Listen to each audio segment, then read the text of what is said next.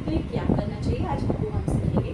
जैसे मैंने ये मार्केट से डब्बी लाई है, मैंने कल ये मार्केट से परचेस की है, तो इसके आप बाल देख सकते हैं, मैंने इसमें कुछ भी नहीं किया है। ये जो बाल है देखिए बहुत सारे रफ है और सिल्की है, तो इन बालों में मेरी हेयर स्टाइल प्रॉपर नहीं बनी। तो हेयर स्टाइल प्रॉपर बनने के लिए सबसे पहले डमी या किसी क्लाइंट, आप अगर कोई फ्यूचर मेकअप आर्टिस्ट बनते हैं या खुद पे भी आप मेकअप कर रहे हैं, तो सबसे पहले अपने बालों में क्रिम्पिंग करना बहुत ज़रूरी है। क्रिम्पिंग करने के लिए जैसे मैंने ये मशीन ली है, ये मशीन जियोरा की प्रोफेशनल मशीन है, इसका वर्क बहुत अच्छा है। ये इसमें ही आपको रिफ्लेक्ट देना शुरू करती है। जैसे मैं अभी आपको करके बताती हूँ। सबसे पहले क्रिम्पिंग के लिए हमें मशीन डमी का भी हमें सेक्शंस यूज़ करना है। तो सबसे पहले हम air to air section divide करेंगे। एयर टू एयर यानी जो हमारे कान है, ईयर टू ईयर सेक्शन से हम डिवाइड करेंगे। इसे इस तरह से दोनों साइड से हम year two year section divide करेंगे। देखिए मैं दोनों साइड से ईयर टू ईयर किया है। अगर आपके पास होल्डिंग क्लिप है या आप बिगनर हो, आप अभी सीख रहे हैं या खुद पे मेकअप करना चाहते हैं, तो अगर आप मेकअप नहीं मतलब होल्डिंग वगैरह आप नहीं यूज़ करते सेक्शन, तो ये जो हमारा नॉर्मल क्लच है उससे भी आप इन बालों को होल्ड कर सकते हैं। अब ये हमारे बाल पीछे के हैं, तो इनमें जो ये हिस्सा होता है हमारे माथे का, हमारे सर का, उसे क्राउन सेक्शन कहते हैं।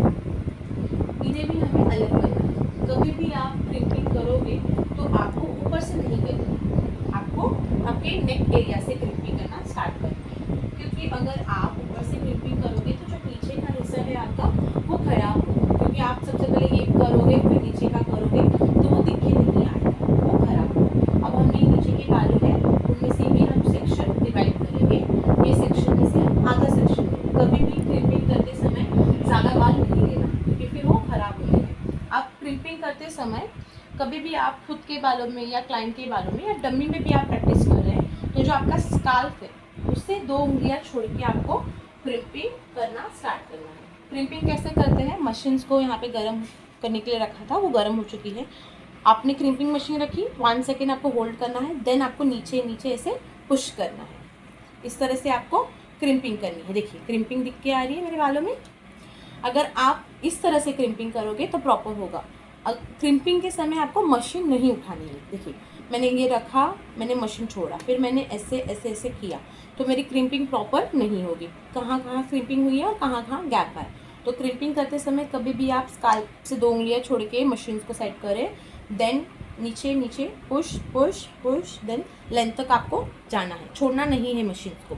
इस तरह से आपको बालों में क्रिम्पिंग करना है। देखिए ये बालों को मैंने क्रिम्पिंग किया है। मैंने आधे बालों को मॉर्निंग में ही क्रिम्पिंग कर लिया था, क्योंकि मुझे प्रैक्टिस करनी थी, और आधे बालों पे मैंने क्रिम्पिंग नहीं किया है। मैं आपको दोनों का डिफरेंट बताती हूँ। जिस बालों को मैंने क्रिम्पिंग किया है उन्हें हम थोड़ा ये कर लेंगे। देखिए क्रिम्पिंग दिख के आ रही है, ये देखिए बालों में अलग से शाइनिंग एंड आपको क्रिम्पिंग दिख के आएगी। और जिन बालों को मैंने क्रिम्पिंग नहीं किया है उनकी लेंथ देखिए कैसी है, रफ एंड टफ है।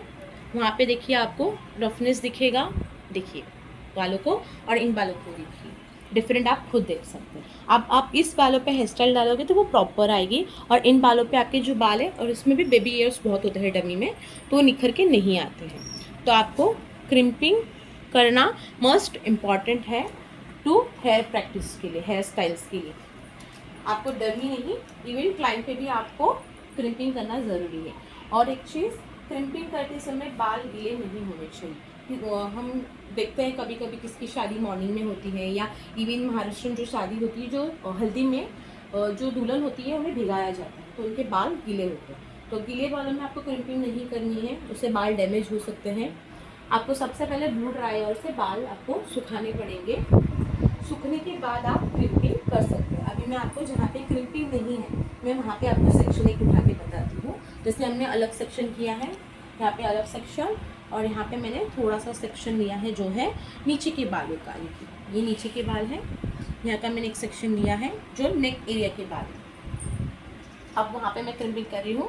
देन सेम प्रोसेस, आपको मशीन रखनी है स्काल्प से दो उंगलियाँ छोड़ के, then 1 second hold, then down down down down down to length तक आपको क्रिम्पिंग करते जाना है। देखिए ये जो मशीन है ये फर्स्ट टाइम में ही आपको ज़्यादा रिजल्ट देती है। देखिए मैंने फर्स्ट टाइम में ही क्रिम्पिंग किया है, और देखिए क्रिम्पिंग आपको दिख के आ रही होगी, यहाँ का डिफरेंट दिखिए और यहाँ का डिफरेंट दिखिए। दोनों में डिफरेंट आप देख सकते हैं।